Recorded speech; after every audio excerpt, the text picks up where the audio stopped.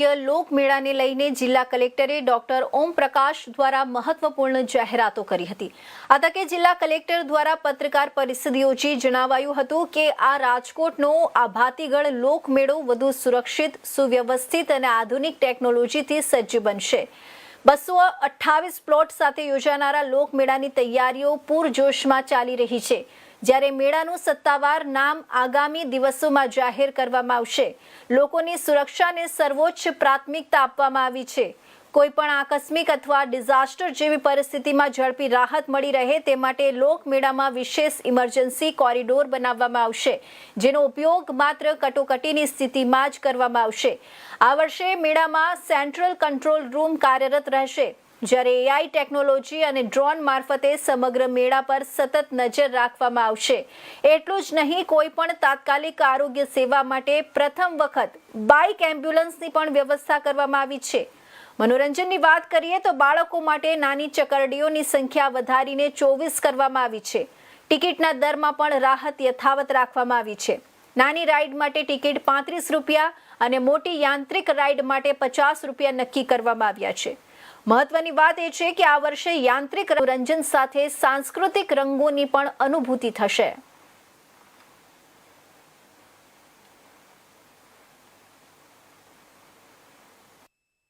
ખબર છે કે રાજકોટનો લોકમેળો આખા સૌરાષ્ટ્ર માટે ખૂબ જ મહત્વનું લોકમેળો જણાય છે। આપણી જન્માષ્ટમીના દિવસોમાં આપણે જે લોકમેળાનું આયોજન કરીએ છીએ, આ મેળાની તમામ તૈયારીઓ જે છે આ સમયાંતરે જે જુદા જુદા તબક્કાની કામગીરી કરવાની હોય આ કામગીરી ચાલી રહી છે। લગભગ 228 પ્લોટ્સ માટે AI, drone monitoring, central control room, નવા ડિઝાસ્ટર રૂટ અને બાઇક એમ્બ્યુલન્સ જેવી સુવિધાઓ સાથે આ લોકમેળો જે છે આને વધુ સુરક્ષિત, સુવ્યવસ્થિત અને આનંદદાયક બનાવવા માટે જિલ્લા વહીવટીતંત્રનો પ્રયત્ન છે। 2026ના લોકમેળા માટે વિવિધ કેટેગરીના 228 જેવા પ્લોટનું આયોજન કરવામાં આવ્યું છે।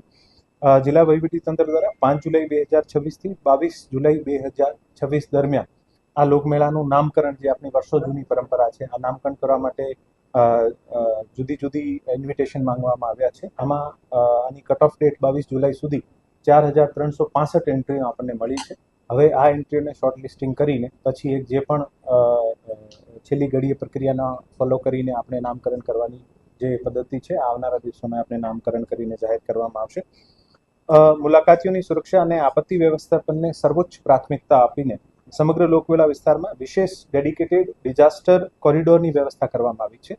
આ વર્ષે આ કોરિડોરમાં ફક્ત ફાયરની ગાડીઓ, એમ્બ્યુલન્સ અને મહત્વના વ્હીકલ્સ જ આમાં રૂટ કરી શકાશે અને આ મેળાને ગત વર્ષ જેમ આપણે જે ડેડિકેટેડ કોરિડોર હતો જ્યાં માણસો પણ અંદર જઈ શકતા હતા, આ વખતે એકદમ ડિફરન્ટ કોરિડોર જેમાં કોઈ પણ બીજું પ્રવેશ નહીં કરી શકે આ બાબતની વ્યવસ્થા કરવામાં આવી છે, જેથી કોઈ પણ ડિઝાસ્ટરની પરિસ્થિતિને આપણે ખૂબ સફળતાથી પૂરી પાડી શકીએ। સાથે સાથે 2 નવા ડિઝાસ્ટર રૂટ પણ બનાવવાની અત્યારે કામગીરી ચાલુ છે, જેથી આ વર્ષે આપણને 3 નવા ડિઝાસ્ટર રૂટ મળશે, જેથી કોઈ પણ અકસ્માતની સ્થિતિમાં આપણે આને ખૂબ સારી રીતે ક્રાઉડને મોબિલાઇઝેશન થઈને કોઈ પણ પેશન્ટ હોય અને સિક હોય આને પણ વ્યવસ્થિત રૂપે સારવાર માટે લઈ જઈ શકીએ છીએ। આ વર્ષે કેટેગરી કે જે છે, નાની ચકરડી જેને કહેવાય છે, નાની ચકરડીના પ્લોટોની સંખ્યા ગયા વર્ષે 12 હતી અને વધારીને 24 કરવામાં આવી છે, જેથી નાના વેપારીઓ જે છે આ વધુમાં વધુ લાભ લઈ શકે છે। સાથે સાથે આ વર્ષે એક સેન્ટ્રલ કંટ્રોલ રૂમ કાર્યરત કરવામાં આવશે। ગયા વર્ષોમાં આપણે જોયું છે તમામ વિભાગના જુદા જુદા કંટ્રોલ રૂમ હતા, આ વર્ષે એક જ સેન્ટ્રલ જુદા જુદા વિભાગોના કંટ્રોલ રૂમ હશે જ્યાં આની બીજી વ્યવસ્થાઓ આ લોકો કરશે, પણ એક central command and control room હશે જ્યાં બધા વિભાગના અધિકારી એક સાથે બેસશે અને જેથી મેળામાં કોઈ પણ ઇન્ફોર્મેશન શેરિંગથી લઈને જે પણ આકસ્મિક પગલાં લેવાના હોય આપણે ઝડપથી લઈ શકીએ છીએ। આમાં ગત વર્ષની જેમ AI અને ડ્રોન આધારિત જે છે આપણે માનવ મેદનીની ગણતરી, ક્રાઉડ મેનેજમેન્ટ તથા સુરક્ષા વ્યવસ્થાના ભાગરૂપે સતત નજર રાખવામાં આવશે અને તમામ ડિપાર્ટમેન્ટ સાથે સારું કોઓર્ડિનેશન થાય આને માટે સુનિશ્ચિત કરવામાં આવશે। મુલાકાતીઓની આરોગ્ય સુરક્ષાને ધ્યાનમાં રાખીને મેળામાં ઘણી બધી ક્રાઉડ હોય છે, જેથી જે પણ પેશન્ટ હોય એને ઝડપથી મોબિલાઇઝ કરવા માટે આ વર્ષે બાઇક એમ્બ્યુલન્સની પણ તો વડોદરાની વાત